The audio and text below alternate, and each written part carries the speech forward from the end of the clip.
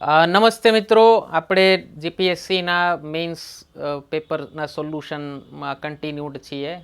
આ general studies paper 2નો બીજો section છે જાહેર વહીવટવાળો. પહેલો સેક્શન બંધારણવાળો હતો, એની લિંક અહીંયા તમારી રાઈટ સાઈડ પર હશે. આ વિડીયો પતે પછી અહીંયા પણ ક્યાંક આવી ગઈ હશે અથવા ડિસ્ક્રિપ્શનમાં પણ હશે, તો એ જોઈ શકો છો. તો નેક્સ્ટ સેક્શન છે જાહેર વહીવટનું.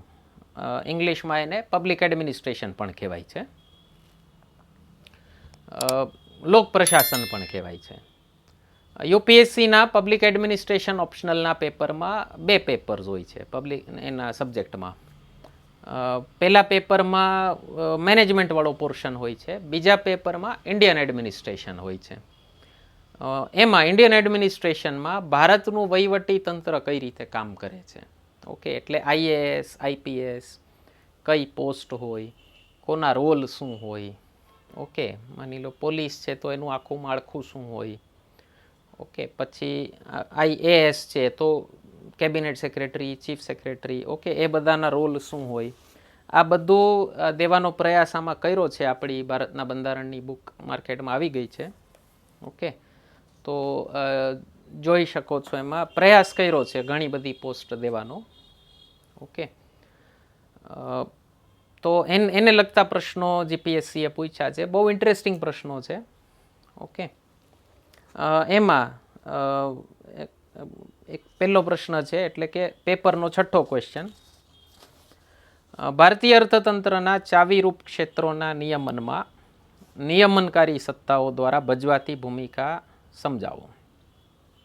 Explain the role played by regulatory authorities in regulating the key sectors of Indian economy. Regulatory ઓથોરિટીઝની વાત થાય છે, જે એવી ઓથોરિટી જે બાકી બધાય સેક્ટર્સ ઉપર નજર રાખે, પોતાની વોચ રાખે અને નિયમન કરાવે.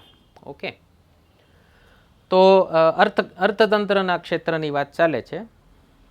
ઓકે, તો સૌથી મોટી રેગ્યુલેટરી ઓથોરિટી અને mother of all economic activities ભારતની કહી શકો તમે, રિઝર્વ બેંક ઓફ ઇન્ડિયા, બેંકોકા બેંક, રિઝર્વ બેંક.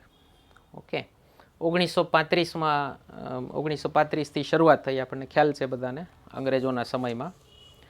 તો ભારતમાં જેટલી પણ નાણાકીય સંસ્થાઓ છે, જેમ કે પબ્લિક સેક્ટર બેંક, જાહેર બેંકો, પ્રાઇવેટ સેક્ટર બેંક, ખાનગી બેંકો, રિજનલ રૂરલ બેંક, ગ્રામીણ બેંકો, cooperative bank, okay, non banking financial company, આ તમામની નો ફાઇનાન્શિયલ રેગ્યુલેટર આરબીઆઈ છે, રિઝર્વ બેંક ઓફ ઇન્ડિયા છે.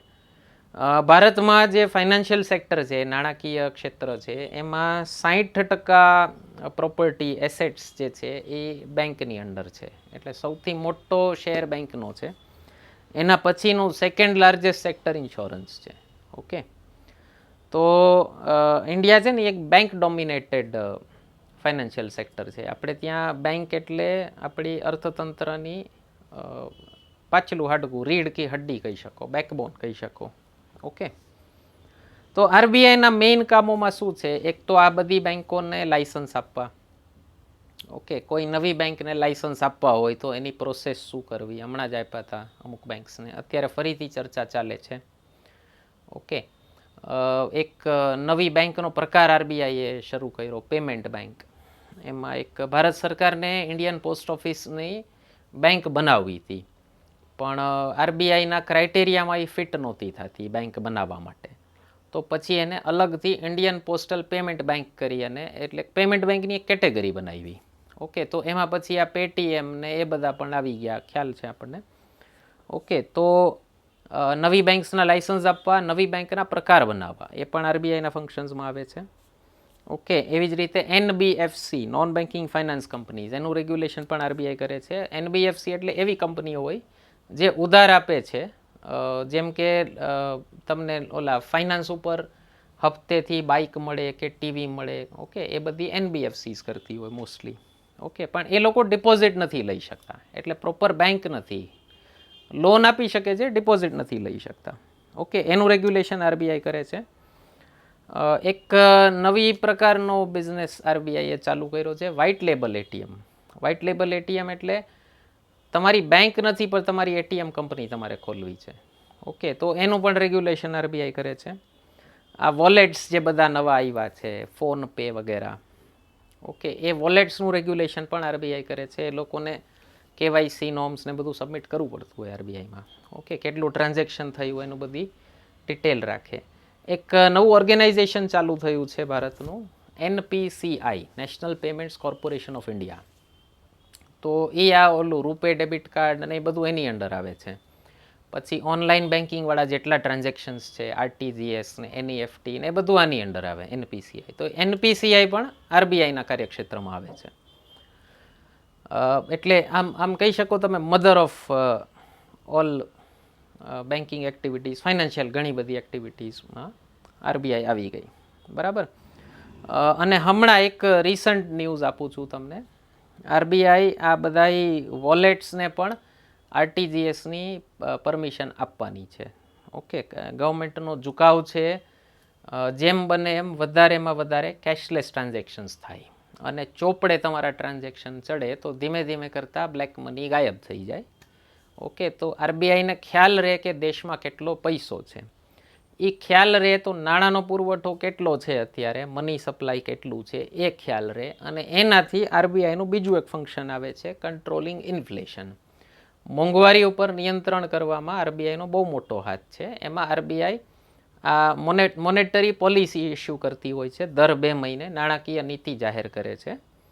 અને એના થ્રુ એ મોનેટરી પોલિસી થ્રુ મની સપ્લાયને કંટ્રોલ રાખે, નાણાંના પુરવઠાને નિયંત્રણમાં રાખે. બરાબર. બીજું, કોઈ બેંક ઉપર મોરેટોરિયમ લગાવવું, બેંકને સુપરવાઇઝ કરવી, ઓકે, એ બધી બેંકના ઓડિટ કરવા, એ પણ આરબીઆઈનું કામ છે. કોઈ બેંકને મર્જ કરવી, કોઈ બેંક ફડચામાં ગઈ હોય તો એને વાઇન્ડ અપ કરી લેવી, બંધ કરી દેવી. કોઈ બેંક જરાક સળગતા ઉપાડવા ગઈ હોય અને મિસફોર્ચ્યુન કરી નાખ્યા હોય, ઓકે, એટલે કંઈક ગફલા વફલા થઈ ગયા હોય, મોટા નુકસાન થઈ ગયા હોય, હમણાં 2-3 બેંક્સ ઉપર થયું હતું, પીએમસી ને, ઓકે, તો એના ઉપર આરબીઆઈ પીસીએ લગાવે, પ્રોમ્પ્ટ કરેક્ટિવ એક્શન્સ. ભારતની સરકારી બેંકો લગભગ બધી આવી ગઈ હતી પીસીએમાં. એનપીએ બહુ વધી ગયા હતા. એનપીએ એટલે નોન પરફોર્મિંગ એસેટ્સ, એવી લોન જેનો હફતો પાછો ચૂકવાતો નથી, અને એનપીએ કહેવાય. તો એનપીએ વધી ગયા હતા સરકારી બેંકોના, તો આરબીઆઈએ એના ઉપર પ્રોમ્પ્ટ કરેક્ટિવ એક્શન્સ લગાવ્યા હતા. એટલે એના ઉપર અમુક પ્રતિબંધો લગાવ્યા હતા કે તમે થોડોક ટાઈમ ભરતી નહીં કરી શકો, નવી બ્રાન્ચ નહીં ખોલી શકો, ઓકે, ડિવિડન્ડ જાહેર ન કરતા હમણાં, ઓકે, અમને પૂછ્યા પછી બધું કરજો, પહેલાં તમારી બેંક જરાક આમ મજબૂત કરો એટલે ગ્રાહકોનું હિત જળવાઈ રહે. તો આ બધા કામ આરબીઆઈની અંડર આવે છે. ઉદાહરણ પૂછ્યા છે, 2008ની જે અમેરિકાની બેન્કિંગ ક્રાઇસિસ હતી એમાં આરબીઆઈની આ સ્ટ્રિક્ટ કંટ્રોલવાળી નીતિના કારણે ભારતીય બેન્કોને બહુ ઝાઝી અસર નહોતી થઈ. બાકી ઘણા દેશોનું બેન્કિંગ સ્ટ્રક્ચર, અમેરિકાની બેંક ઉઠી ગઈ એટલે આખે આખું ઉઠી ગયું હતું. જાપાનને બહુ ખરાબ અસર થઈ હતી, સાઉદી અરેબિયાને બહુ ખરાબ અસર થઈ હતી, યુરોપને બહુ ખરાબ અસર થઈ હતી. ભારતની બેન્કિંગ ઇન્ડસ્ટ્રી બચી ગઈ હતી, એનો એક મોટો શ્રેય આરબીઆઈને જાય છે. ઓકે, 2008વાળી ક્રાઇસિસ માટે. સેકન્ડ રેગ્યુલેટરી બોડી છે SEBI, SEBI, securities and exchange board of India. સ્થાપના થઈ હતી 1988માં. પછી હર્ષદ મહેતા આવ્યા. સ્કેમવાળી વેબ સિરીઝ જોઈ હશે લગભગ બધાએ, સારી છે, જોયા જેવી છે. હર્ષદ મહેતાવાળો સ્કેમ આવ્યો ત્યારે ખ્યાલ આવ્યો કે ભારતમાં સેબી પાસે કોઈ ખાસ રેગ્યુલેટરી ઓથોરિટી નથી, સત્તા નથી કે કોઈ સ્કેમ કરતો હોય શેર માર્કેટમાં તો એને અટકાવી શકે. સ્કેમ શું હતો હર્ષદ મહેતાનો? બેઝિકલી કોઈ કંપનીના શેર્સ આર્ટિફિશિયલી ઊંચકાવે, ઓકે, ખરીદીને ઊંચકાવે, ડિમાન્ડ થઈ જાય, એક જનરેટ થઈ જાય શેર બજારમાં, તો એ શેર્સ ઊંચકાવે.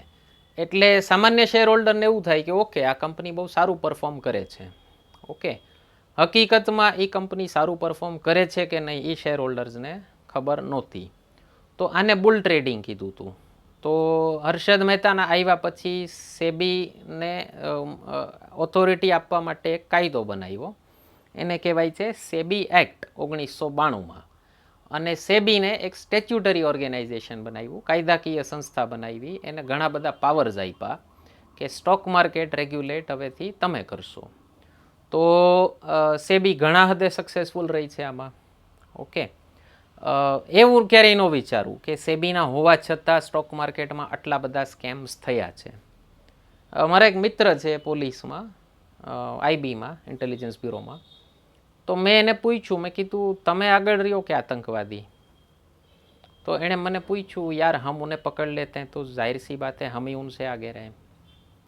એટલે મેં એને પૂછ્યું, નહીં, આગે રહે મતલબ ક્યારેય એવું બને કે આતંકવાદી કોઈ નવી પ્રકારનો ક્રાઇમ કરે એ પહેલાં જ તમે આમ એન્ટિસિપેટ કરી અને એને પકડી આવો? તો કે જો તને ખબર ન પડે ને તો અમે પકડી લીધો હોય, તને ખબર પડે તો અમે ચૂકી ગયા હોય. ઓકે, એટલે સેમ વસ્તુ બધી રેગ્યુલેટરી ઓથોરિટીનું હોય. ક્યારેક ઓથોરિટી આગળ હોય, ક્યારેક ક્રિમિનલ આગળ હોય, અને ક્યારેક બહુ સ્માર્ટ ક્રિમિનલ નીકળે તો એ સિસ્ટમમાંથી લૂપહોલ્સ ગોતી અને પોતાનો રસ્તો કાઢી લે. એના પછી ઓથોરિટી કાયદો રિવાઇઝ કરે અને ફ્યુચરમાં એવું ન થાય એનું ધ્યાન રાખે. ઓકે, તો એક હર્ષદ મહેતા સ્કેમ થયો હતો, એના પછી સેબી અસ્તિત્વમાં આવી. એના પછી કેતન પારેખવાળો સ્કેમ આવ્યો, એના પછી સુધારા કર્યા. સત્યમવાળો સ્કેમ આવ્યો, પાછા સુધારા કર્યા. સહારાવાળો સ્કેમ સેબીએ પકડ્યો જ છે. ઓકે, સહારામાં સેબી ન હોત તો એ માણસ આજની તારીખે જેલની બહાર હોત અને એટલે આરામથી તાગડદીનાથી જીવતો હોત. ઓકે, તો ઘણા બધા કેસીસ એવા, ઘણા બધા ઉદાહરણો છે કે જેમાં સેબીએ ખૂબ સારું કામ કરેલું છે. ઓકે, થર્ડ રેગ્યુલેટિંગ ઓથોરિટી છે IRDA, insurance regulatory development authority of India. આની સ્થાપના થઈ હતી 1999માં. ઇરડા એક્ટથી પાર્લામેન્ટે એક કાયદો પસાર કર્યો હતો અને એને અમેન્ડ કર્યો હતો 2002માં. હેડક્વાર્ટર છે એનું હૈદરાબાદમાં. આરબીઆઈના એક ફોર્મર ગવર્નર હતા આર.એન. મલ્હોત્રા. એ મલ્હોત્રા કમિટીના રેકમેન્ડેશનથી ઇરડાની સ્થાપના થઈ હતી. ઓકે, આની પહેલાં એક સંસ્થા હતી આપણે ભારતમાં, એ હતી controller of insurance. Okay, insurance act 1938 હેઠળ એની રચના થઈ હતી, પણ એ પૂરતી ન લાગી એટલે ઇરડા નવેસરથી બનાવી. અને દેશમાં તમામ જેટલા પણ ઇન્સ્યોરન્સ રિલેટેડ કંપનીઝ છે એ બધા ઉપર ઇરડાનું નિયંત્રણ છે. આના ઉદાહરણ માટે હું પાછો આગળ આવું છું. ચોથી રેગ્યુલેટરી ઓથોરિટી છે PFRDA, pension fund regulatory and development authority. 2003માં આની સ્થાપના થઈ હતી. ઓકે, આ પેન્શન માટેની રેગ્યુલેટરી ઓથોરિટી છે. ભારત સરકારે એક નેશનલ પેન્શન સ્કીમ શરૂ કરી હતી જાન્યુઆરી 2004માં. તો એમાં કેન્દ્ર સરકારના તમામ કર્મચારીઓ છે, રાજ્ય સરકારના કર્મચારીઓ છે. ઓકે, આર્મીવાળામાં નથી આવતા. એ ઉપરાંત પ્રાઇવેટ એમ્પ્લોઈઝ જેટલા હોય અથવા ભારતના નાગરિકોને કોઈને પોતાને પેન્શન સ્કીમમાં જોડાવાની ઈચ્છા હોય તો એ લોકો આમાં જોડાઈ શકે છે. તો આવી ભારતની તમામ આવી પેન્શનવાળી જેટલી પણ સિસ્ટમ છે, નેશનલ પેન્શન સિસ્ટમ જેવી, એ તમામનું રેગ્યુલેશન આ PFRDA કરે છે. પાંચમી રેગ્યુલેટરી ઓથોરિટી છે ફોરવર્ડ માર્કેટ્સ કમિશન. આ કોમોડિટી ટ્રેડિંગ જે કહેવાય, આપણે ગુજરાતીમાં જેને વાયદા બજાર કહીએ, MCX ને UCX ને એવા બધા ફ્યુચર માર્કેટ કહેવાય, એનું રેગ્યુલેશન કરે છે. ઓકે, આનું હેડક્વાર્ટર મુંબઈમાં છે. આ બધી સંસ્થાઓ શરૂઆતથી નહોતી. આખું સ્ટ્રક્ચર ઇવોલ્વ થયું છે. કોઈ પણ દેશમાં કાયદો ઇવોલ્યુશન પ્રોસેસથી જ ચાલતો હોય. પહેલાં એક કાયદો બનાવે, એમાં કોઈ હોશિયાર વ્યક્તિ આવી અને લૂપહોલ કાઢી નાખે તો પછી એ કાયદામાં ફરીથી ફેરફાર કરે.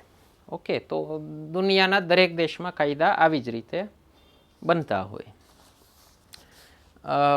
MCXમાં પણ માર્કેટ કોમોડિટીમાં પણ હજી સુધી કોઈ સ્કેમ નથી થયો, તો કહી શકો FMC પણ સક્સેસફુલ છે.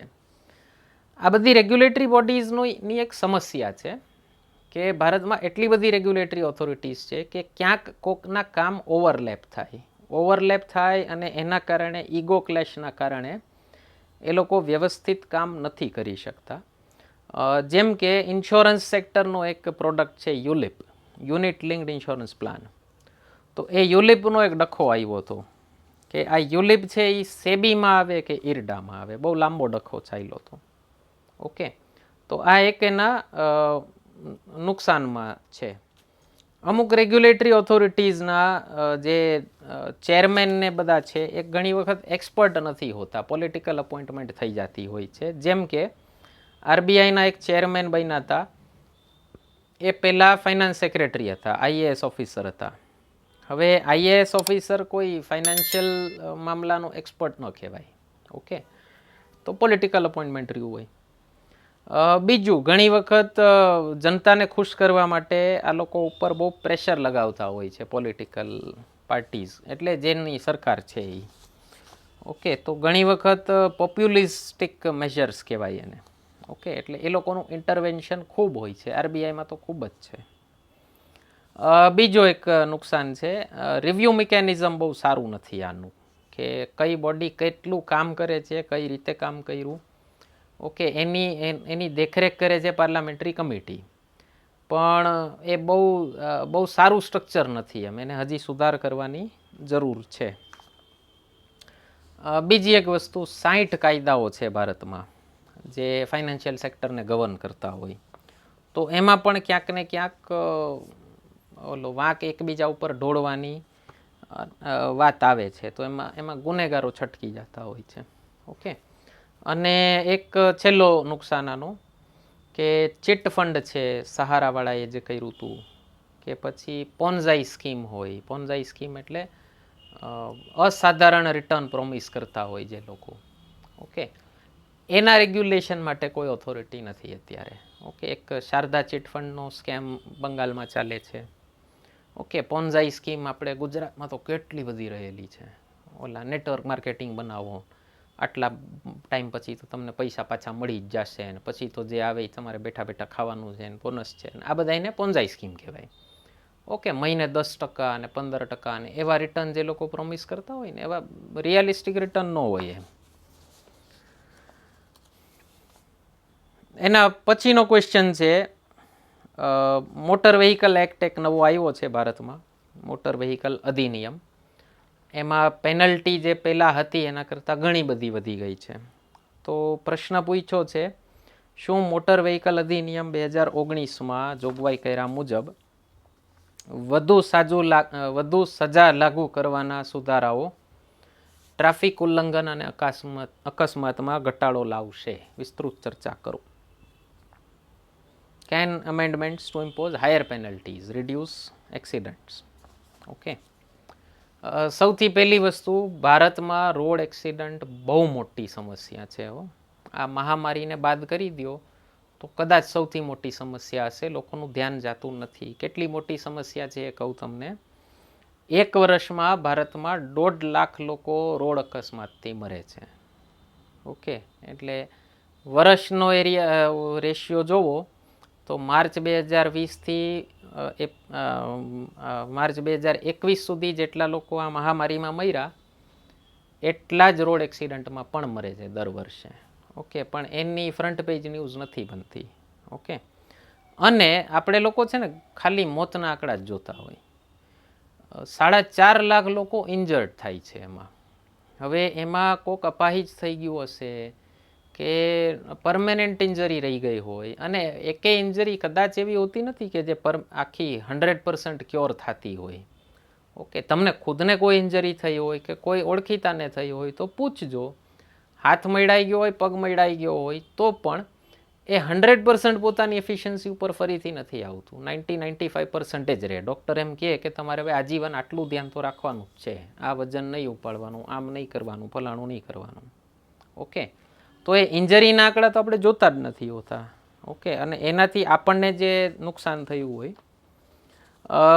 બીજો આંકડો છે, ભારતમાં જે ટોટલ વેહિક્યુલર પોપ્યુલેશન છે, ભારતમાં કુલ જેટલા વાહનો છે એ દુનિયાના 2% વાહનો કરતાં પણ ઓછા છે. એક્સિડન્ટમાં આપણો શેર 6% છે, અને એક્સિડન્ટથી જે મૃત્યુ થાય છે એમાં આપણો શેર 11% છે. ઓકે, એટલે બહુ મોટો આંકડો કહેવાય. એટલે આપણે ત્યાં વર્ષે 1.5 લાખ લોકો મરે છે, અને દુનિયામાં 13 લાખ લોકો મરે છે. તો બહુ મોટો આંકડો કહેવાય. 193 દેશમાં 13 લાખ લોકો. ઓકે, એટલા માટે સરકારે પેનલ્ટી શું કામ વધારી? પહેલાંની પેનલ્ટી કેવી હતી જરાક જોઈએ આપણે. એ 80ના દશકની પેનલ્ટી હતી, વધી જ નહોતી. પછી સીટ બેલ્ટ ન પહેરવા ઉપર 100 રૂપિયા પેનલ્ટી હતી, હેલ્મેટ ન પહેરવા ઉપર 100 રૂપિયા પેનલ્ટી હતી. ઓકે, ડ્રાઇવિંગ લાઇસન્સ વગર 500 રૂપિયા પેનલ્ટી હતી. સ્પીડમાં વધુ સ્પીડમાં જતા હોય કે રેસ કરતા હોય 500 રૂપિયા પેનલ્ટી હતી. ઓકે, હવે 100 રૂપિયા એટલે તમારા ખિસ્સાને કાંઈ પિંચ ન કરે, એમ તમને તકલીફ ન થાય કે ઓકે ચાલો ઠીક હવે દઈ દીધા. ઓકે, હવે એ પેનલ્ટી કેન્દ્ર સરકારે 1000 રૂપિયા કરી નાખી છે. સીટ બેલ્ટની 1000 રૂપિયા, હેલ્મેટની 100માંથી 1000 રૂપિયા, લાઇસન્સ વગર ડ્રાઈવ કરવાની પેનલ્ટી 500 હતી એની 5000 કરી છે. ઓકે, સ્પીડિંગની 500 હતી 5000 કરી છે. એક નવો ગુનો ઉમેર્યો છે. એમ્બ્યુલન્સ જેવા વાહનોને બ્લોક કરવા માટે પહેલાં કોઈ પેનલ્ટી નહોતી, હવે એની પેનલ્ટી 10,000 રૂપિયા કરી છે. એટલે તમારી પાછળ કોઈ એમ્બ્યુલન્સ આવતી હોય તો રસ્તો એને કરી દેવાનો. ઓકે, જેટલું એટલે એક્સિડન્ટ કરીને રસ્તો નહીં કરવાનો, પણ જેટલું બને એટલું જલ્દી એને રસ્તો કરી દેવાનો. ઓકે, એમાં ગુજરાત સરકારે બહુ વિરોધ થયો એટલે ગુજરાત સરકારે થોડીક પેનલ્ટી હળવી કરી છે. જ્યાં કેન્દ્ર સરકારે 1000 કરી હતી ત્યાં આણે 500 કરી છે. એટલે હેલ્મેટની પેનલ્ટી ગુજરાતમાં 500 છે, સીટ બેલ્ટની 500 છે. ડ્રાઇવિંગ લાઇસન્સ વગર ચલાવતા હો તો 2 વ્હીલરમાં 2000 છે, બાકીનામાં 3000 છે. ઓકે, ભારત સરકારની પેનલ્ટી 5000 રૂપિયા છે. ઓકે, તો આ ફાઇન વધવાથી એક ફાયદો શું થશે? અત્યારે લોકોમાં ડર જેવી કોઈ વસ્તુ નથી. ઓકે, ટ્રાફિક પોલીસ જોતો હોય જોતો રહી જાય. ઓકે, પછી રિશ્વતે બહુ સસ્તી થઈ જાય ને. તમે 100 રૂપિયાની ચિઠ્ઠી ફાડતા હો તો તમે ઓલાને કહો 50 રૂપિયા, જાન ભાઈ હવે મૂકને. ઓકે, એટલે ડર જેવું કાંઈ નથી. તો ફાઇન વધવાથી એક ડર આવશે, પણ ખાલી ફાઇન વધારવાથી નહીં થાય. એક છે ને, તમારે કન્સિસ્ટન્ટલી એ ફાઇન લગાવવો પડે. તમે ક્યારેક વાર તહેવારે ઊભા રહી જાઓ કે હેલ્મેટ નથી હાલો, કે સિગ્નલ તોડ્યું તું હાલો, તો એ હેબિટમાં નહીં કન્વર્ટ થાય. ઓકે, તમારે કોઈ વસ્તુને હેબિચ્યુઅલ કન્વર્ટ કરવી હોય તો એ ફાઇન કન્સિસ્ટન્ટલી લેવો પડે. કે માણસને બીક હોવી જોઈએ કે કાયદો તોડીશ એટલે સીધો ફાઇન આવશે મને. ઓકે, બીજો એક સુધારો કર્યો છે એમાં. પહેલાં જે ઓલા ટ્રાફિક પોલીસ તમને ચલાણ ફાડતા હતા એની બદલે હવે ફોટા પાડીને ઘરે આવી જાય છે. પણ એમાંય માણસો બહુ સ્માર્ટ છે. ફોનમાં વાત કરતા હોય તો ખ્યાલ આવે કે ભાઈ અહીંયા કેમેરા આવે છે, તો ફોન કાઢીને ખિસ્સામાં મૂકી દે. કહી દે ઉભો રહેજે, હમણાં સિગ્નલ આવે છે, કેમેરા આવે છે. પછી કેમેરા પતે એટલે હા બોલ.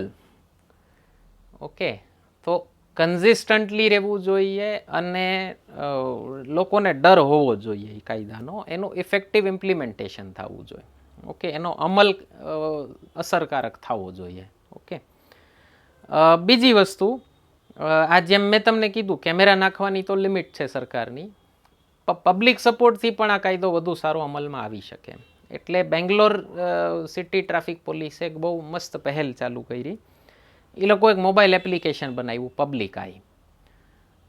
તમે ક્યાંય ઊભા છો, ક્યાંય જાઓ છો અને તમારી આજુબાજુ કોઈ વાહન બહુ ખરાબ રીતે ચલાવે છે, મોબાઈલમાં વાત કરતાં ચલાવે છે, તમે એનો એક ફોટો પાડી અને પબ્લિક આઈમાં મૂકી દો.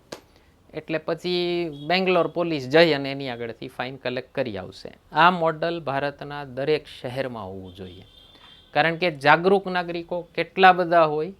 ઓકે, અને રોડ એક્સિડન્ટનું કામ પણ આ મહામારી જેવું જ છે. ખાલી એકલા તમારા ધ્યાન રાખવાથી તમે નહીં બચો, બધા ધ્યાન રાખશે તો તમે બચશો. બરાબર, મહામારીમાં એવું જ થયું છે ને. આપણે ગમે એટલું ધ્યાન રાખીને ઘરમાં બેઠા હોય, અમુક માણસો ન માયના અને લગ્ન કર્યા જ રાખ્યા અને ગમે તે મેળાવડા કર્યા જ રાખ્યા, તો આપણે જોખમમાં મુકાઈ ગયા. વાહનના એક્સિડન્ટનું એવું જ છે. બરાબર, એટલે વોલન્ટિયર્સ જનતામાંથી ક્રિએટ કરવા જોઈએ. બીજી વસ્તુ, એક વસ્તુ યાદ રાખજો કે હા, એક અને આ જ પબ્લિક આઈ જેવા એપના આધારે જ ભારત સરકારનું એક એપ્લિકેશન છે ઈ વાહન. તો એક બીજી પહેલ એ કરી શકે ભારત સરકાર કે એ વાહન ઉપર કયા વાહનની રજિસ્ટ્રી ક્યારે થઈ હતી તો એ લોકોને ખ્યાલ જ છે. તો માની લો પીયુસી સર્ટિફિકેટ છે, તો એ દર 6 મહિને તમે જઈને પીયુસી સર્ટિફિકેટ કઢાઈ આવો તો એ વાહનમાં રજિસ્ટર થઈ જવું જોઈએ. ઓકે, તો સરકારને જ ખ્યાલ આવે કે ભાઈ કેટલા વાહનનું પીયુસી નથી થયું. ઓકે, એવી જ રીતે ઇન્સ્યોરન્સ, કયા વાહનનું ઇન્સ્યોરન્સ એક્સપાયર થઈ ગયું તે સરકારને ખ્યાલ જ આવી જાય કે ભાઈ ઇન્સ્યોરન્સ નથી કરાવ્યું, કાં ઇન્સ્યોરન્સનો ચેક આપો કાં પેનલ્ટીનો ચેક આપો. ઓકે, ચેક આપવાનો છે તમારે, બરાબર. તો ઇમ્પ્લિમેન્ટેશન બહુ સારી રીતે થવું જરૂરી છે, તો જ કાયદો બનવાનો મતલબ છે. ઓકે, સાથે સાથે જરૂરી નથી કે કોઈ પણ કાયદામાં ખાલી સજા આપીને જ ઇમ્પ્લિમેન્ટ કરાવી શકાય. ઓકે, આપણે ત્યાં ભારતમાં 2 ટાઈપની સજા છે, કાં આર્થિક અને કાં જેલ. એની જગ્યાએ માની લો ઓફેન્ડર કોઈ થઈ જાય તો એને જેલમાં મોકલવાની જગ્યાએ તમે એને કમ્યુનિટી સર્વિસ કરાવી શકો. માની લો કોઈ માણસ છે સિગ્નલ તોડી હોય, ઓકે, તમે એને એવી સજા આપો કે રવિવારે સાંજે 5 થી 7 તારે ફલાણા ચોક ઉપર ઊભા રહી અને એક બોર્ડ લઈને ઊભા રહેવાનું છે કે મહેરબાની કરી ટ્રાફિકના નિયમોનું પાલન કરો. ઓલો માણસ કેવો કોચવાઈ જાય, તમે કલ્પના કરો છો. કોલેજનો છોકરો હોય બિચારાને, એને તો કોલેજે જવા જેવું ન રહે ને, ફોટા બોટા પાડીને બધે શેર થઈ જાય ને, તો કોઈ પણ ફાઇન કરતાં મોટી સજા એ થાય. અને એ તો યાદ રાખશે, એના બધા મિત્રો યાદ રાખશે. મારું એક પર્સનલ સજેશન છે, સરકારમાં કોઈ જોતા હોય કે કોઈ સરકારના પાવરફુલ લોકોના ઓળખીતા લોકો કોઈ જોતા હોય તો પહોંચાડજો. ઓકે, કમ્યુનિટી સર્વિસ અમેરિકામાં છે. ઓકે, તમે વૃદ્ધાશ્રમમાં, અનાથાશ્રમમાં 2 કલાક સેવા આપવા મોકલી દો કે ભાઈ ફલાણા દિવસે 2 કલાક જઈને સેવા આપી આવવાની, જમાડી આવવાના બધાને. ઓકે, ચા બનાવીને પીવડાવી દેવાની. ઓકે, તો માણસને ગ્લાની બોધ થશે. ઓકે, જેલ એ બધાનું સોલ્યુશન નથી. એક બીજો ઘણી જગ્યાએ શરૂ કર્યું છે કે તમે ટ્રાફિકના કાયદા તોડો ને ફાઇન નહીં દેવાનો. એક 15 મિનિટની ફિલ્મ બનાવી હોય કે ટ્રાફિકના નિયમોનું પાલન કરવાના ફાયદા શું થાય, ન કરવાના નુકસાન શું થાય. એ 15 મિનિટની ફિલ્મ બેહાડીને જોવાની, યા ચોકે જ બેસાડવાનો, જોવાનું, હેડફોન નાખીને જોઈ લે તું ફિલ્મ. કેટલી વાર જોશે માણસ? કંટાળી જાય ને પછી એમ થાય જવા દો, ફિલ્મ નથી જોવી, એના કરતાં કાયદાનું પાલન કરું છું. તો થોડાક ઇનોવેટિવ તરીકા પણ અપનાવવા જોઈએ. અને તમારા જીપીએસસી યુપીએસસીના કોઈ પણ આન્સરમાં એક શબ્દ લખીને તમારી પેન ઘસાઈ જવી જોઈએ કે કોઈ પણ કાયદો બનાવો, ગમે એટલો સ્ટ્રિક્ટ કાયદો બનાવો, જ્યાં સુધી જનજાગૃતતા નથી, પબ્લિક અવેરનેસ નથી, ત્યાં સુધી એ કાયદો નકામો છે. એના ડિઝાયર્ડ રિઝલ્ટ, એના તમારે જે પરિણામો જોઈએ છે એ પરિણામો તમને નહીં મળે.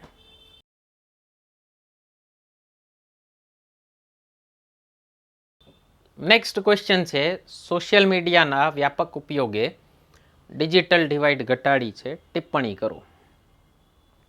સૌથી પહેલાં ડિજિટલ ડિવાઇડનો મતલબ શું થાય? ડિજિટલ ડિવાઇડ એટલે કેટલી પોપ્યુલેશન ઇન્ટરનેટનો ઉપયોગ કરી શકે છે અને એની સામે કેટલા નથી કરી શકતા, એને ડિજિટલ ડિવાઇડ કહેવાય. તો ભારતમાં ઇન્ટરનેટ વાપરતો વર્ગ બહુ મોટો છે. દુનિયાનું 2જા નંબરનું સૌથી મોટું ઇન્ટરનેટ ટ્રાફિક ભારતમાં છે. અંદાજિત 60 કરોડ લોકો ભારતમાં ઇન્ટરનેટ વાપરે છે.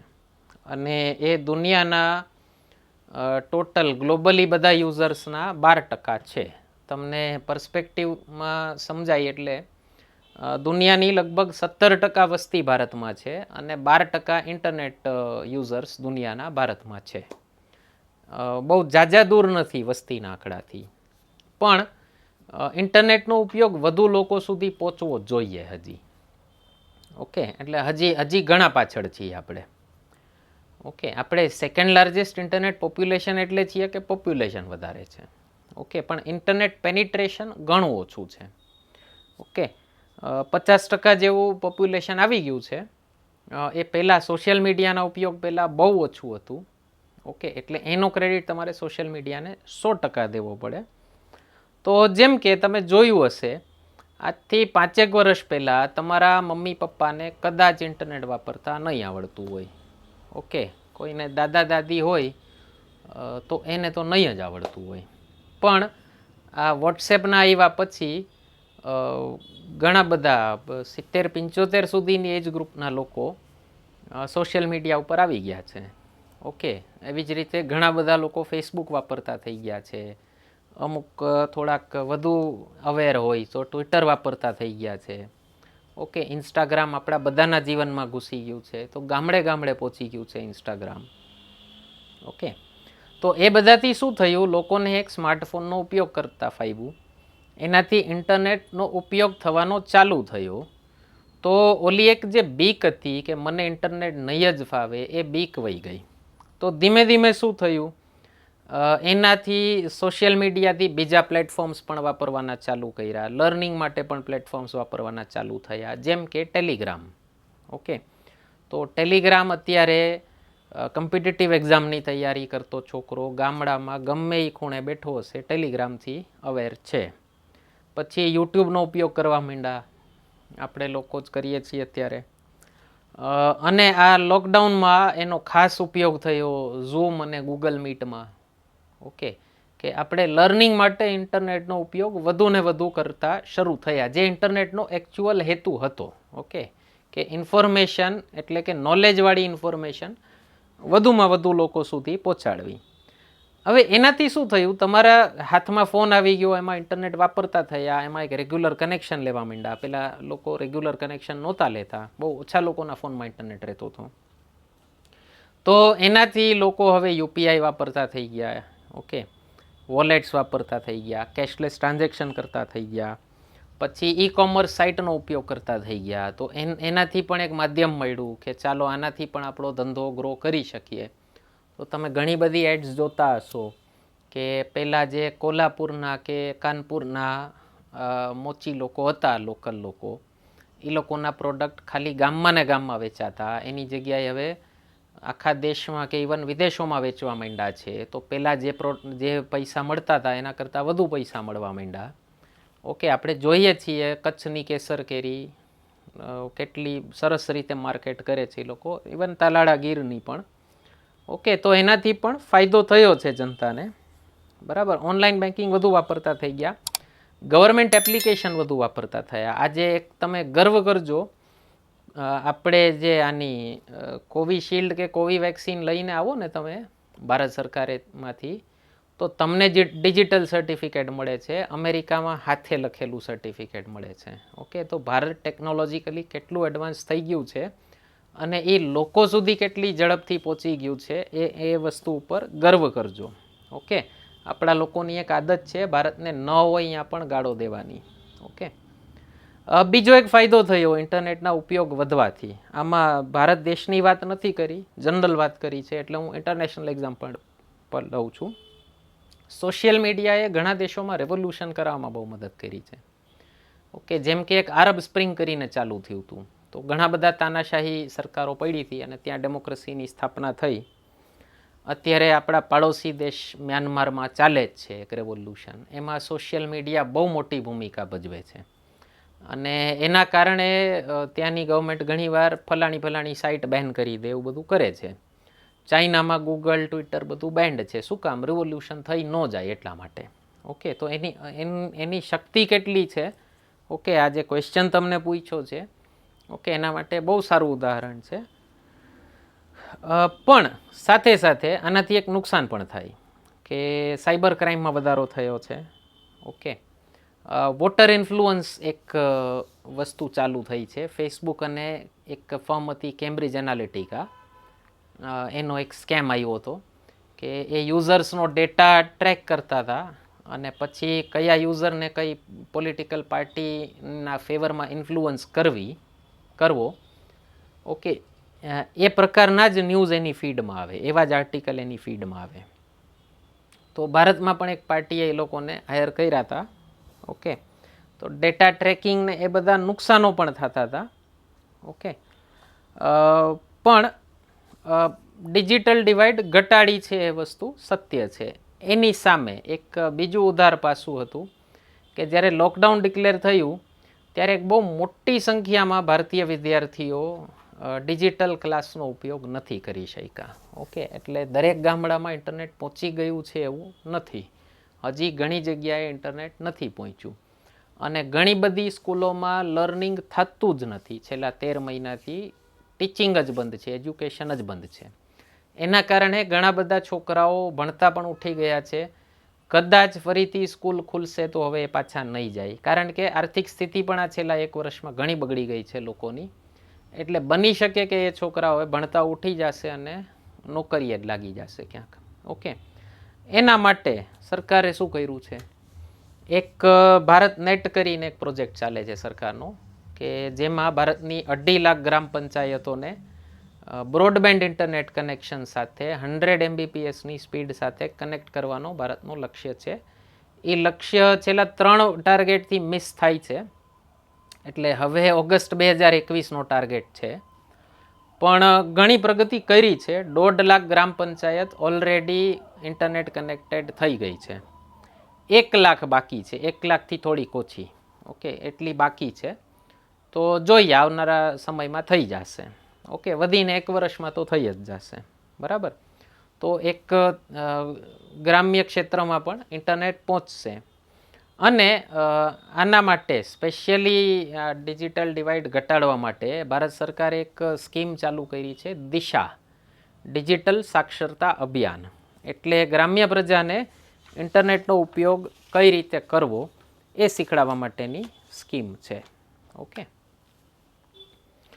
એના પછીનો પ્રશ્ન છે 73માં અને 74માં બંધારણીય સુધારા બાદ વહીવટી વિકેન્દ્રીયકરણ, administrative decentralization is not matching with democratic decentralisation.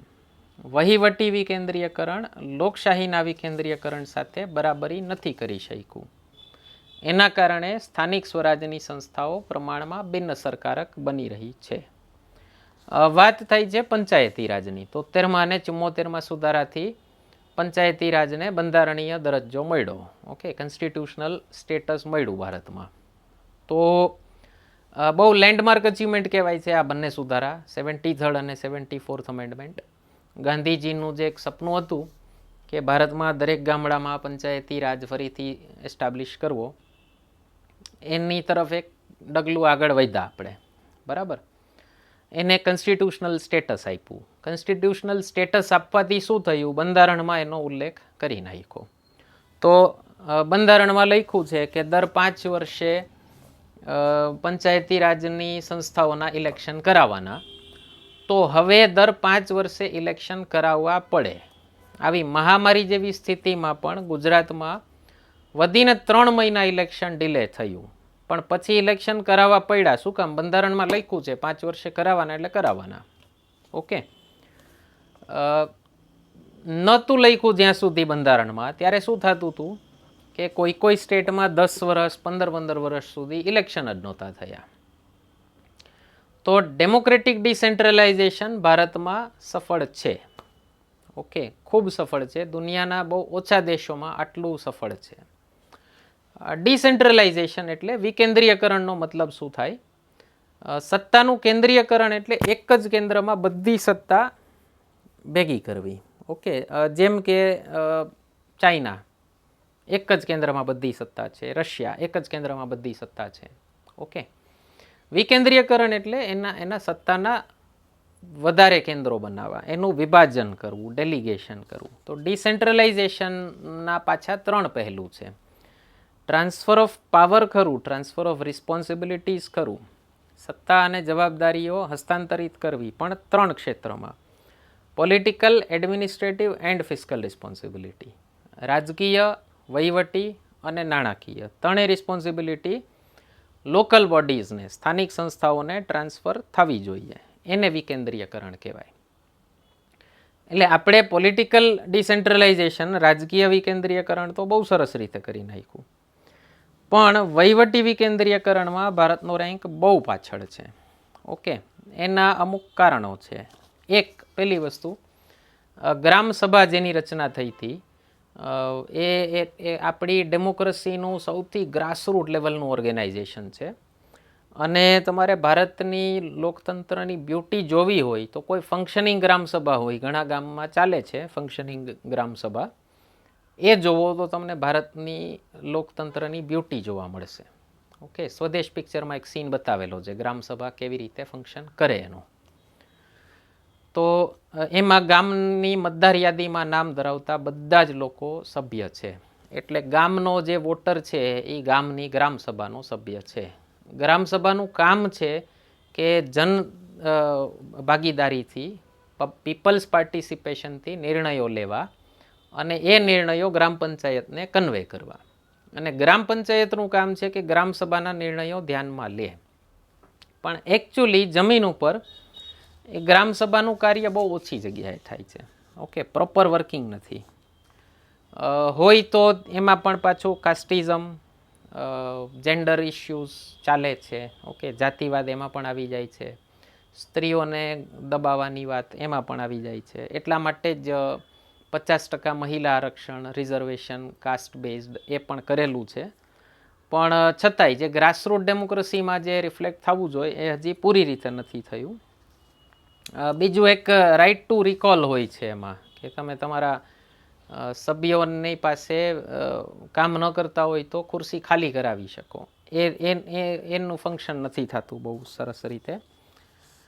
કામ થયું કે નહીં એના માટેની કોઈ વિજિલન્સ કમિટી નથી, હાયર ઓથોરિટીને જે રિપોર્ટ કરી શકે. ઓકે, બીજી વસ્તુ, જે ગ્રામ પંચાયત છે એની અંદર ઘણા બધા ગામડાઓ આવતા હોય. ઓકે, એટલે એક જ ગામની ગ્રામ પંચાયત હોય એવું જરૂરી નથી. ઘણા બધા ગામડાની ભેગી મળીને પણ એક ગ્રામ પંચાયત હોઈ શકે છે. તો એમાં આપસમાં ઘણી વખત નેગેટિવ કોમ્પિટિશન, ખરાબ હરીફાઈ પણ જોવા મળે છે. કે ભાઈ ફલાણા ગામને આ ગ્રાન્ટ મળી, આપણને આ કેમ ન મળી. ઓકે, તો એના કારણે પણ જેનો હેતુસર થવો જોઈતો હતો એ નથી થતો. ડિસિઝન મેકિંગ ઘણી વખત જે નિર્ણયવાળી પ્રક્રિયા છે એ પારદર્શી નથી રહેતી. ઓકે, એટલે પછી અલ્ટિમેટલી સરપંચના ને લોકોના હાથમાં વયું જતું હોય. બરાબર, ગ્રાસરૂટ લેવલે જે એકદમ બેઝિક લેવલે જે લોકતંત્ર ફંક્શન થવું જોઈએ એ નથી થતું. આમાં સરકારનો એક મેજર વાંક છે કે આ બંધારણમાં સુધારો તો થઈ ગયો. ઓકે, ઇલેક્શન ચાલુ થઈ ગયા, પણ ગ્રામ પંચાયતને પૂરતો સ્ટાફ આપ્યો નથી. ઓકે, એટલે જે એડમિનિસ્ટ્રેટિવ મશીનરી છે, વહીવટી માળખું છે, એ પાછું રાજ્યની રાજધાની જ્યાં હોય ત્યાંથી જ કંટ્રોલ થાય છે. અને બધી જગ્યાએ પૂરતો સ્ટાફ આપ્યો નથી. પછી એક વાત છે કે પંચાયત ભરતી બોર્ડ કરવાનું. એ ભરતી બોર્ડ બનાવ્યું છે પણ એ રેગ્યુલર ભરતી નથી કરતું. તો વેકન્સી ખૂબ છે પંચાયતોમાં. ઓકે, ઉપરથી અધિકારીઓ જે મોકલે એ અધિકારીઓ પાછા ઓલાના કયામાં જ હોય. એટલે જે એક IAS ઓફિસર કોઈ બીજા નીચેના અધિકારીને મોકલે તો એ પાછો ઓલાના કયામાં હશે.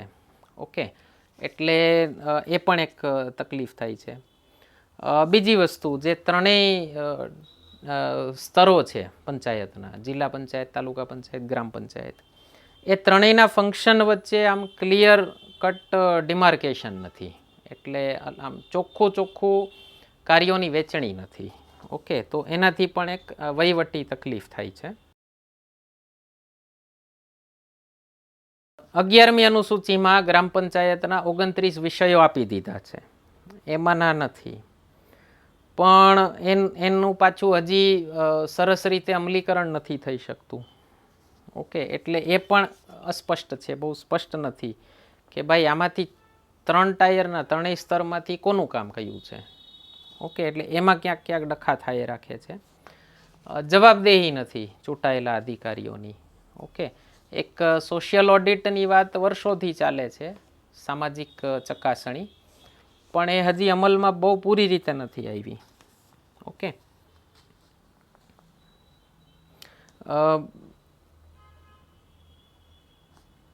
બીજું, એડમિનિસ્ટ્રેટિવ રૂલ્સમાં, વહીવટી નિયમોમાં જે પરિવર્તન કરવા જોઈતા હતા આ 73-74માં સુધારા પછી, એ બધા રાજ્યોએ નથી કર્યા. અમુક રાજ્યોએ બહુ સરસ કામ કર્યું છે, અમુક રાજ્યોએ નથી કર્યું કામ. હમણાં જ તમને ખ્યાલ હોય તો નાગાલેન્ડમાં મહિલા આરક્ષણની વિરોધમાં રેલીઓ નીકળી હતી. ઓકે, તો હજી ઇસ્યુ છે ઘણા બધા.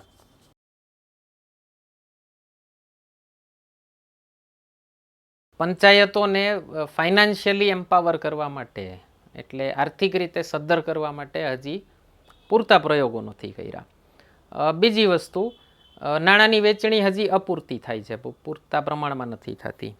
ઓકે, અને નાણાકીય રીતે કોઈ સંસ્થા સદ્ધર ન હોય ને તો એનું વહીવટી માળખું કોલેપ્સ જ કરે.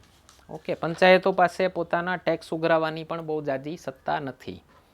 ઓકે, એટલે એ લોકો રાજ્ય પાસેથી કેટલા પૈસા મળ્યા એના ઉપર જ આધાર રાખે છે. ઓકે, એમાં પાછું રાજ્ય સરકારનું પોતાનું પોલિટિક્સ હોય કે ફલાણી જગ્યાએ આપણી પાર્ટીની સરકાર છે તો અહીંયા આ આપો, અને વા આપણી નથી તો ત્યાં આ આપો. ઓકે, એ પણ એક ઇસ્યુ હોય. ઓકે, અને આ બહુ સારી રીતે ફંક્શન નથી કર્યું સુધારા આવ્યા પછી, એના માટેનો એક વહીવટી ઉદાહરણ પણ છે. ભારત સરકારે પંચાયતી રાજ મંત્રાલય પહેલાં ખતમ કરી નાખ્યું હતું. 2004માં ફરીથી ભારત સરકારે પંચાયતી રાજ મંત્રાલય શરૂ કરવું પડ્યું. ઓકે, એનો મતલબ બંધ કરી દીધું હતું ને શરૂ કરવું પડ્યું, એનો મતલબ કે પંચાયતી રાજનો અમલ ગ્રાસરૂટ સુધી જેટલો થવો જોઈતો હતો એટલો નથી થયો. આટલા ઇસ્યુઝ છે. અને એક મોટો ઇસ્યુ જે કોઈ પણ કામ ન થવામાં હોય એ હોય રાજકીય ઈચ્છાશક્તિની કમી. ઓકે, તો જ્યાં સુધી રાજકીય ઈચ્છાશક્તિ ન દેખાડવામાં આવે ત્યાં સુધી કામ નથી થતા હોતા. બરાબર, તો આટલા ઇસ્યુઝ છે એમાં. હજી એક ઇસ્યુ બીજો મોટો, લોકલ લેવલે પ્લાનિંગ હજી સુધી નહોતું થતું. એક પ્લાનિંગ કમિશન યોજના આયોગના કારણે આપણો 5 યર પ્લાન બનતો હતો કેન્દ્રમાં, પછી એનો કોટા એલોટ થતો હતો રાજ્યને, પછી રાજ્યમાંથી કોટા એલોટ થતો હતો ડિસ્ટ્રિક્ટ્સને. હવે નીતિ આયોગના આવવાથી એક એટલીસ્ટ એક આશાની કિરણ છે કે એક ડિસ્ટ્રિક્ટ પ્લાનિંગ કમિટીનો ઉલ્લેખ છે બંધારણમાં કે દરેક જિલ્લાની એક જિલ્લા આયોજન સમિતિ બનવી જોઈએ. એ જિલ્લા આયોજન સમિતિમાં તમામ સ્થાનિક સંસ્થાઓનું પ્રતિનિધિત્વ હોય. એટલે ગ્રામ પંચાયત, તાલુકા પંચાયત, જિલ્લા પંચાયત, નગરપાલિકા, મહાનગરપાલિકા જેટલું પણ હોય કોઈ જિલ્લામાં, એ બધાનું પ્રતિનિધિત્વ હોય. એ બધા મળી અને જિલ્લાનો એક પ્લાન બનાવે. એ બધા જિલ્લા મળી અને રાજ્યનો એક પ્લાન બનાવે. રાજ્યના બધા બેસશે નીતિ આયોગમાં અને ભારતનો એક પ્લાન બનાવશે. તો આશા છે કે નીતિ આયોગના આવવાથી પ્લાનિંગ લોકલ લેવલે હવે પહોંચી જવું જોઈએ. ઓકે, પણ હજી સુધી પ્લાનિંગ કમિશનના ટાઈમમાં એ પ્લાનિંગ છે એ લોકલ લેવલે નહોતું, સ્થાનિક સ્તર પર નહોતું, રાષ્ટ્રીય સ્તરે પ્લાન બનતા હતા અને એલોટ થતા હતા. એના પછીનો પ્રશ્ન છે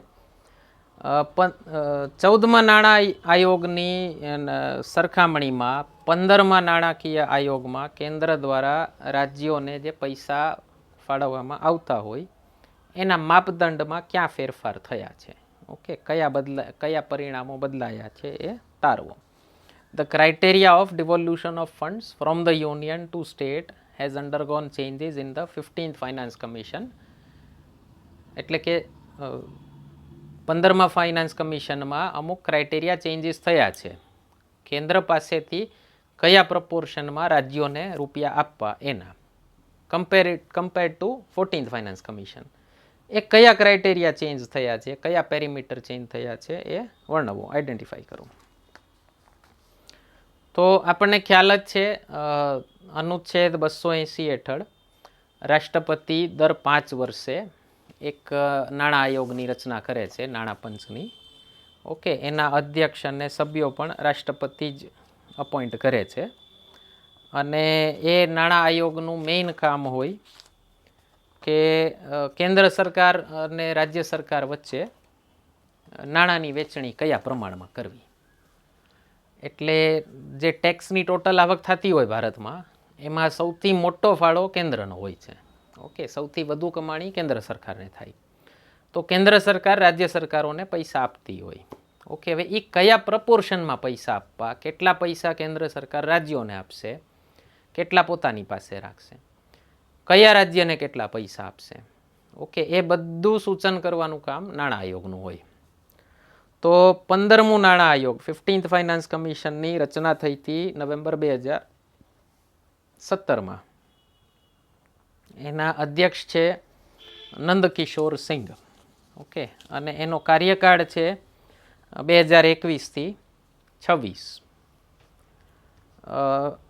14મું ફાઇનાન્સ કમિશને એક બહુ લેન્ડમાર્ક ચેન્જ સજેસ્ટ કર્યો હતો, બહુ ગ્રાઉન્ડ બ્રેકિંગ પરિવર્તન કર્યું હતું કે હજી સુધી 14મા નાણાં આયોગ સુધી કેન્દ્ર સરકારની ટોટલ આવકના 32% રાજ્યોને અપાતા હતા.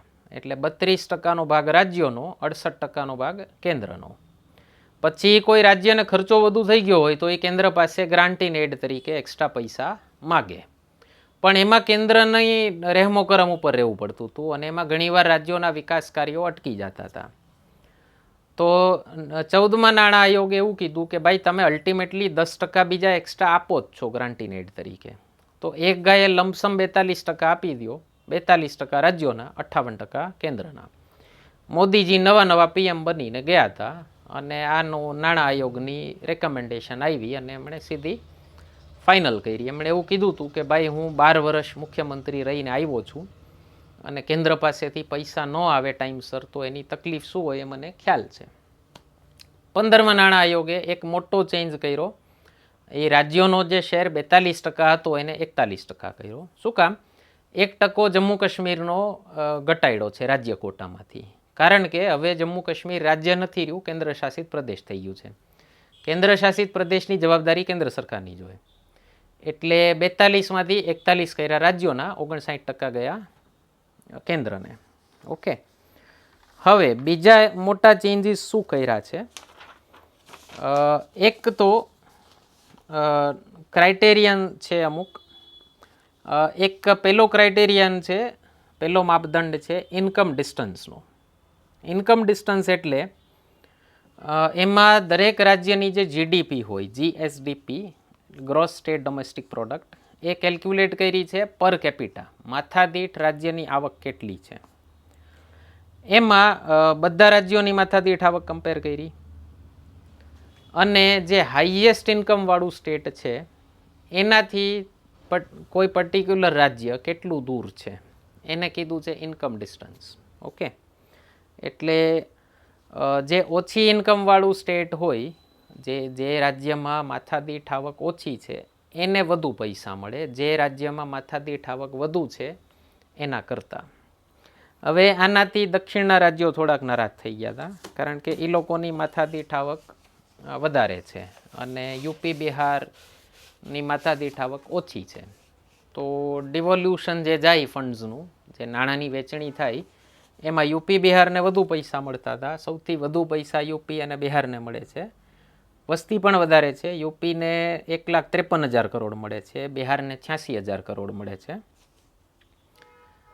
અને શેર યુપીનો થોડોક વધ્યો છે પહેલાં કરતાં. ઓકે, તો એના કારણે આ લોકો નારાજ થઈ ગયા હતા દક્ષિણના રાજ્યો. એક કોક જર્નલિસ્ટે તો આર્ટિકલ લખી નાખ્યો હતો કે દક્ષિણના 5 રાજ્યો અલગ દેશ બનાવી નાખે તો ભારત કરતાં વધુ સમૃદ્ધ હોય. ઓકે, આપણે એમ થાય કે ઓછા વિભાજન છે ભારતમાં, તે નવા ઊભા કરો છો. એના માટે જે જીએસડીપી લીધી છે એ 2016-17થી 2018-19 વચ્ચેની 3 વર્ષની લીધી છે. કદાચ વન લાઇનરમાં ક્યાંક પ્રિલિમ્સમાં પૂછી શકે. હા, આ ફાઇનાન્સ કમિશનવાળો ક્વેશ્ચન હજી 5 વર્ષ સુધી આવી શકે ગમે ત્યાં. બીજું એક ક્રાઇટેરિયન લીધું છે ડેમોગ્રાફિક પરફોર્મન્સ, જે 14મા નાણાં આયોગમાં નહોતું અને એને 12.5% આપ્યા છે ડેમોગ્રાફિક પરફોર્મન્સને. આ નાણાં આયોગનો પ્રશ્ન એટલે પૂછ્યો છે કે તમારી મેઇન્સની જે એક્ઝામ ગઈ ને એની જસ્ટ થોડાક જ દિવસ પહેલાં નાણાં આયોગનો રિપોર્ટ આવ્યો હતો. ઓકે, ત્યારે એકદમ તાજું હતું, એટલે આટલો ડિટેલમાં ક્વેશ્ચન પૂછી લીધો છે. તો આ ડેમોગ્રાફિક પરફોર્મન્સનો મતલબ થાય છે કે આપણે એક વસ્તી નિયંત્રણનો કાર્યક્રમ ચાલે છે તો કયા રાજ્યએ પોતાની વસ્તી નિયંત્રિત કરવામાં વધુ કામ કર્યું એને વધુ પૈસા મળશે. ઓકે, એટલે એને આપ્યા છે 12.5%. આની પહેલાંના નાણાં આયોગમાં 1971ની વસ્તીને 17.5% મળતા હતા, જે 15મા નાણાં આયોગમાં એ કાઢી નાખ્યું છે ક્રાઇટેરિયન. 1971ની વસ્તી હવે નથી ગણતા. 2011ની વસ્તીને જ્યાં 10% હતું 14મા નાણાં આયોગમાં, એને હવે 15% કરી નાખ્યું 2011ની વસ્તી. એટલે આના કારણે પણ યુપી બિહારને થોડાક પૈસા વધુ મળ્યા, નોર્થના સ્ટેટ્સને, જે સો કોલ્ડ નોર્થ કહેવાય છે. એ સો કોલ્ડ નોર્થમાં મહારાષ્ટ્રનો શેર પણ જરાક અમસ્તો વધ્યો છે. તમિલનાડુનો જરા કમસ્તો વૈધો છે. નુકસાન ગયું છે સૌથી મોટું કર્ણાટકા અને કેરેલાને. કર્ણાટકનો શેર 0.5% ઘટ્યો, કેરેલાનો 5% ઘટ્યો. આંધ્ર તેલંગાણામાં માઇનર ડિક્રીઝ આવ્યું છે, તમિલનાડુમાં માઇનર ઇન્ક્રીઝ છે. ઓકે,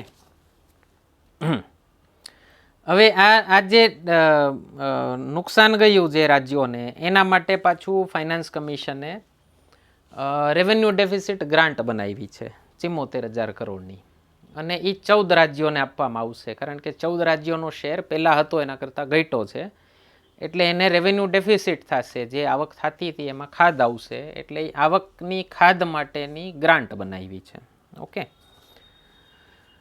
બીજું ક્રાઇટેરિયન છે ફોરેસ્ટ એન્ડ ઇકોલોજીનું. ઓકે, વન અને પરિસ્થિતિકી. તો એ પહેલાં નહોતું, હવે આવ્યું છે. એમાં શેર કેલ્ક્યુલેટ કર્યો છે આખા ભારતના બધા રાજ્યોનું કુલ ગીચ જંગલવાળો વિસ્તાર.